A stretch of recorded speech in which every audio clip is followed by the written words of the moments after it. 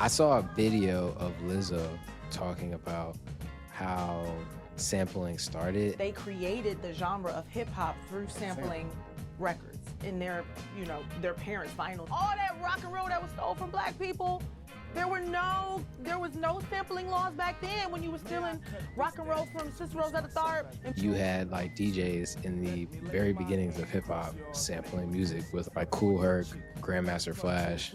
A lot of them were like James Brown, Parliament, Curtis Mayfield. Those were a lot of the original ones. It started to get into the 90s.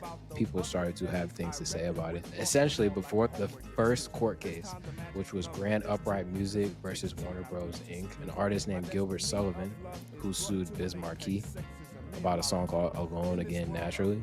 Before that, artists would just come out and say this is wrong. And they were trying to find ways to do this with their lawyers.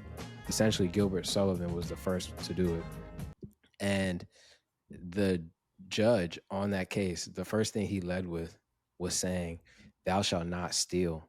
That's what the judge said to Biz Markie about this. And essentially, this laid precedent for every single sample clearance since then in 1991. This was the first one. Damn. That initial 3 hip hop figures that had real problems with this were Biz Markie, Public Enemy, and then De La Soul, which was why a lot of their music was not able to be uploaded on the streaming services for almost 30 years.